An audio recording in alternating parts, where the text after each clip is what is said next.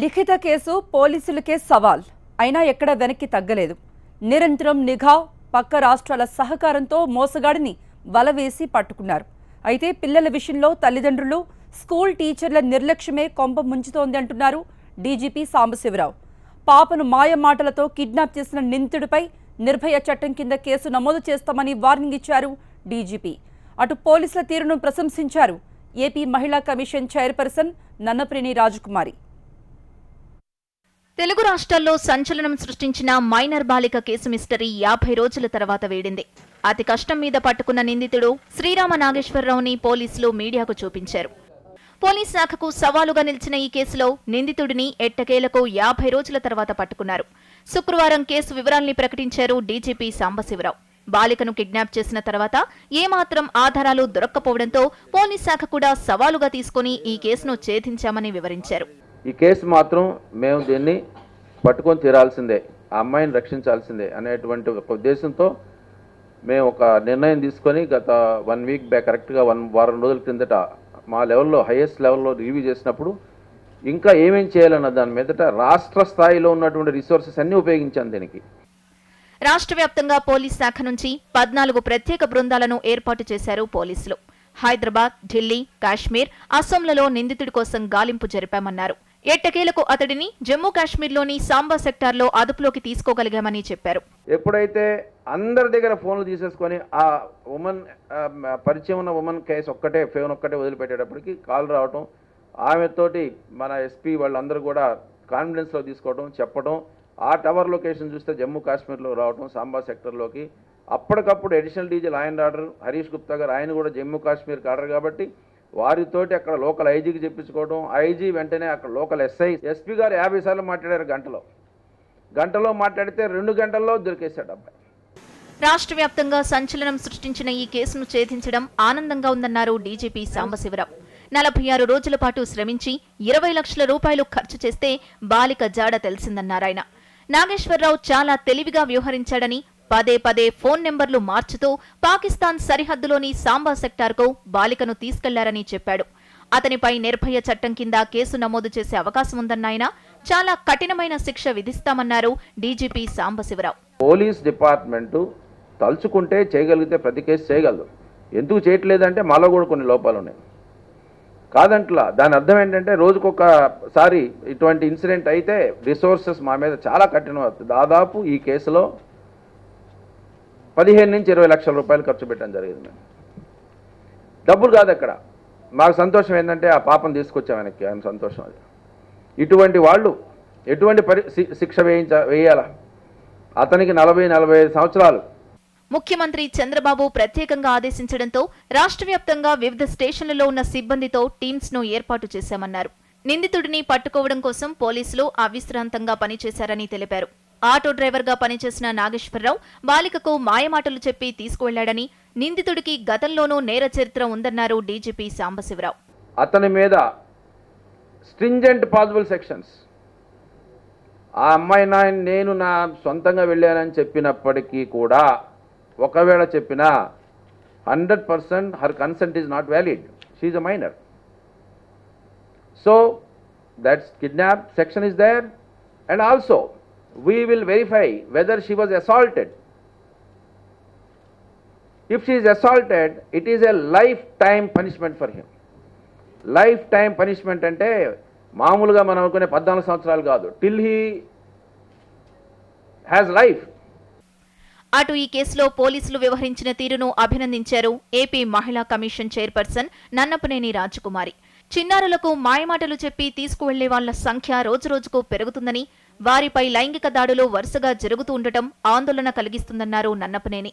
తల్లిదండ్రులు పిల్లల విషయంలో జాగ్రత్తగా వ్యవహరించాలని కోరారు. 50 మంది వరకు కష్టపడ్డారు. బోల్డంత డబ్బు ఖర్చు అయినా కూడా చెప్పారు ఎస్పీ గారు, మీరు ట్రైన్లో వెళ్తే లేట్ అవుతుంది, ఫ్లైట్లో వెళ్ళిపోండి అని చెప్పారు. ఫ్లైట్స్లో పంపించారు. నిన్న కూడా పిల్లల్ని ఫ్లైట్లో తీసుకొచ్చాం. పోలీస్ డిపార్ట్మెంట్ వారు చేసిన కృషి మామూలు విషయం కాదు. నిజంగా వాళ్ళు ఎవరు గడ్డాలు కూడా గీసుకోలేదు మన సిబ్బంది. వాళ్ళు తినడానికి కూడా టిఫిన్లు కూడా సరిగ్గా తినారలేదు నాకు తెలియదు. ఎక్కడున్నా అంటే పరుగులు పెట్టారు, అన్ని రాష్ట్రాలు వెతికారు, చివరికి అక్కడ పట్టుకున్నారు, తీసుకొచ్చారు. కాబట్టి ఇది ఖచ్చితంగా ఒక ప్రత్యేకమైన కేసే. ఎందుకనంటే కేవలం ఆ అమ్మాయి ఒక్కటే దొరికిందని కాదు, ఇటువంటి దుర్మార్గులకి ఎంతోమంది అమ్మాయిలు బలి కాకుండా ఉండాలని ఒక మహిళా కమిషన్ చైర్పర్సన్గా నేను ఆలోచిస్తున్నాను. అయితే పిల్లల విషయంలో తల్లిదండ్రులు స్కూల్ టీచర్ల నిర్లక్ష్యమే కొంప ముంచుతోందని పోలీసులు గమనించారు. పిల్లలు స్కూల్లో ఏం చేస్తున్నారో తల్లిదండ్రులు కూడా గమనించాల్సిన అవసరం ఉందని, వారితో పాటు టీచర్లు కూడా క్లాస్లో పిల్లల బిహేవియర్ మీద కన్నేసి ఉంచినప్పుడే ఇలాంటి కేసులు మరోసారి జరగవంటున్నారు డీజీపీ సాంబశివరావు. ఒక్క కేసు 50 రోజుల శ్రమ, 20 లక్షల ఖర్చు, అది కూడా చిన్న నిర్లక్ష్యానికి చెల్లించిన మూల్యం. తల్లిదండ్రులు, స్కూల్ టీచర్ల పర్యవేక్షణ లోపం అంతా కలిసి ఈ కిడ్నాప్ కథలో కీలకంగా మారింది మాత్రం మారుమూలన ఉన్న ఒకే ఒక్క ఏటీఎం. అదే నిందితుడిని పట్టించింది. ఇతగాడి పేరు నాగేశ్వరరావు కాదు, కాటు వేసే నాగరాజు. కన్ను పడితే చాలు కాటు వేసే మహా అపాయకారి. చాక్లెట్లు, మిఠాయిలు ఆశ చూపి మైనర్ బాలికలకు మాయమాటలు చెప్పి ఇట్టే వశపరుచుకోవడంలో దిట్ట ఇతగాడు. సరిహద్దు భద్రతా దళంలో కానిస్టేబుల్ గా పనిచేసి ఉద్యోగం నుంచి తొలగింపునకు గురయ్యాడు. వివాహమైన పిల్లలు, మనవరాళ్లున్న ఇతని వయసు 45 ఏళ్లు. ఆయన మైనర్ బాలికలపైనే కన్ను. ఇప్పటి వరకు 4 బాలికలను లోబర్చుకునే ప్రయత్నం చేశాడు. చివరికి ఈ బాలిక నమ్మి ఇతని మాయలో పడింది.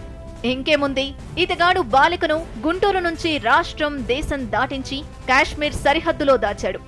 ఈ కేసు విచారణలో పలు సంచలనం కలిగించే వాస్తవాలు వెలుగులోకొస్తున్నాయి.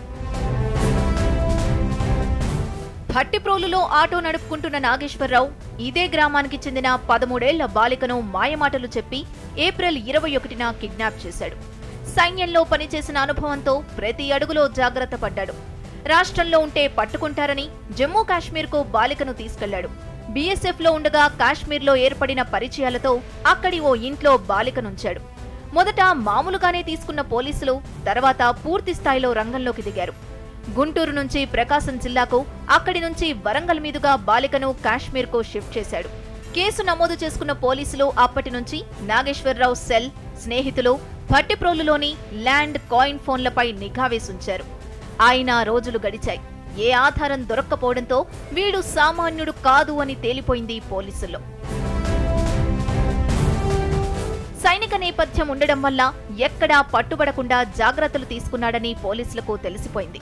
గుంటూరు పోలీసులు 7 టీంలుగా విడిపోయి నాగేశ్వరరావు కోసం రాష్ట్రాలను ఒక్కొక్కటిగా జల్లెడ పట్టడం మొదలుపెట్టారు. ప్రతి చోట పోలీసులకు నిరాశే మిగిలింది. నాగేశ్వరరావుకు పలాసకు చెందిన ఓ మహిళతో వివాహేతర సంబంధముందని తెలుసుకుని అక్కడకు వెళ్లి ఆరా తీసినా ఫలితం శూన్యం.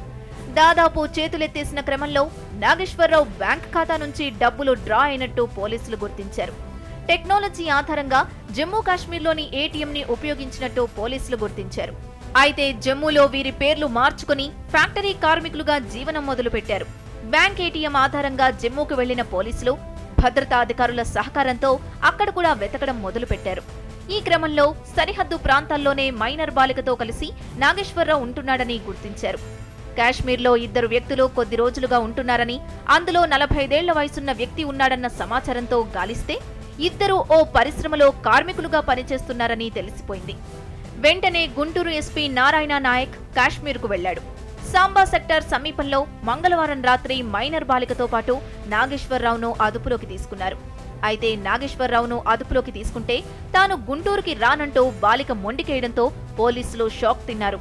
కుటుంబ సభ్యులపై మైనర్ బాలికకు వ్యతిరేకత ఉండటంతో పాటు నాగేశ్వరరావు మాయమాటలతో మత్తులో పడి ఇలా ప్రవర్తించుంటుందని భావిస్తున్నారు.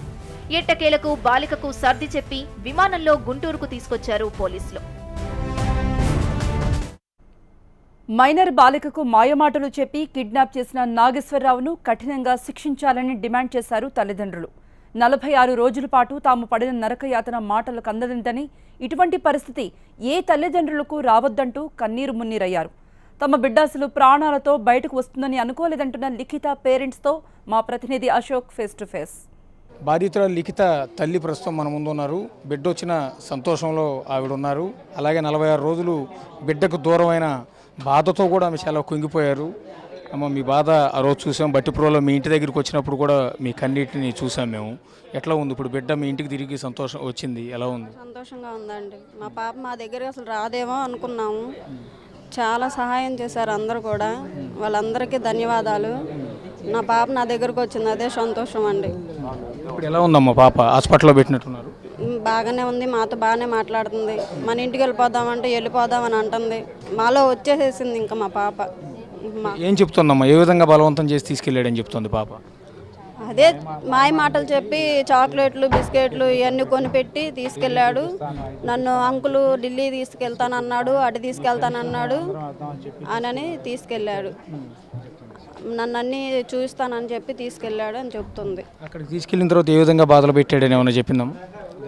బాధ ఏం చోటలు లేదు. తీసుకెళ్ళిన తర్వాత సిమెంట్ కంపెనీలో పనికి పెట్టాడని చెప్తాను అంటుంది సార్. మేము ఇంత చిన్న పని కూడా చేపించలేదు, అట్లాంటిదే మరి ఆ దుర్మార్గుడు తీసుకెళ్ళి పనికి పెట్టాడంటే మాకు చాలా బాధగా ఉంది. కానీ మరి ఎట్లాగో మా పాప మాకు దొరికింది, చాలా సంతోషంగా ఉంది సార్ మాకు. ఆ దుర్మార్గుడు మాత్రం ఎట్లా శిక్షిస్తారో, ఏ సెక్షన్లు ఉంటే ఆ సెక్షన్లు వేసి వాడిని ఏం చేస్తారో చెయ్యండి సార్. మా గుండె కోత ఏంటో మీకు తెలుసు, చూశారు మీరు, 40 రోజుల నుంచి చూస్తూనే ఉన్నారు. మా లాగా ఇంక ఏ తల్లి బిడ్డ శోభ పడకూడదని నేను కోరుకుంటున్నానండి. ఈరోజు కంటి మీద కులుగు లేకుండా బతికాం సార్. తిరుగుతూనే ఉన్నాం. ఎక్కిన గడపలేదు, దిగిన గడపలేదు. ప్రతి ఆఫీసర్ని కలిసాం. ఎస్ఐ గారి దగ్గర నుంచి సిఐ గారిని బాపట్ల డిఎస్పీ గారిని, ఎస్పీ గారిని, ఆఖరికి ఐజీ గారిని, నన్నపనేని రాజ్కుమార్ గారిని అందరినీ కలిసాం సార్. ఆఖరి సీఎం గారి దగ్గర కూడా వెళ్ళామనుకున్నాం, కానీ వెళ్ళలేకపోయాం. అందరూ స్పందించారండి. సీఎం గారు పుణ్యమంట, పోలీస్ డిపార్ట్మెంటు పుణ్యమంట. ఎంత అగ్గుల్లో కూడా అందరూ మా కోసం, మా పెళ్లి కోసం దేవులాడారు. పోలీస్ డిపార్ట్మెంటు రాజ్కుమార్ గారు మాకు సపోర్ట్గా ఉన్నారు. మీ పాపని ఎక్కడ ఉండో వెతికిస్తాను, పోలీస్ డిపార్ట్మెంటు, బీసీ సంఘాల నాయకులు కానీ అందరూ మా వెన్నంటూ ఉండి, ముఖ్యంగా పోలీస్ డిపార్ట్మెంట్ చాలా రుణపడి ఉంటాం. అసలు మా పాప లేదనుకున్నామండి, నమ్మకం లేదు, వచ్చిద్దో రాదో అని నమ్మకంలో ఉన్నాం, రాదనుకున్నాం అసలు. కానీ అలాంటి టైంలో మీ పాపను పట్టుకున్నామని మాకు చెప్పారు. చాలా ఆనందంగా వేసింది. ఆ దుర్మార్గుడు మాత్రం ఏం చేయాలని అడుగుతారు? ఇప్పుడు నిందితుడి మీద రకరకాల సెక్షన్లు అయితే పెట్టారు. అయితే ఇలాంటి కేసులు అరెస్ట్ చేయడానికి ఎన్ని మార్గాలు ఉన్నాయో, ఆ కేసుల నుంచి బయటికి రావడానికి కూడా అన్ని మార్గాలు ఉన్నాయి, తప్పించుకోవడానికి కూడా అన్ని మార్గాలు ఉన్నాయి. ఏం చేయాలంటారు మీరు? వాడు బయటికి రాకుండా శిక్షించాలి సార్. బయటికి వస్తే నాలాంటి వాళ్ళు మళ్ళీ ఎంతోమంది బాధపడతారు. వాడిని బయటికి రాకుండా శిక్షించాలి. ప్రస్తుతం పాపను ఆసుపత్రిలో చేర్చి చికిత్స చేస్తూ ఉన్నారు. ఎట్టకేలకు ప్రాణాలతో ఆ పసిపాప ప్రస్తుతం తల్లిదండ్రుల దగ్గరికి అయితే చేరింది. నిందితుడిని కటకటాల వెనక్కి అయితే నెట్టగట్టారు. కెమెరా పర్సన్ నాగరాజ్తో కలిసి అశోక్, TV9 గుంటూరు నుంచి.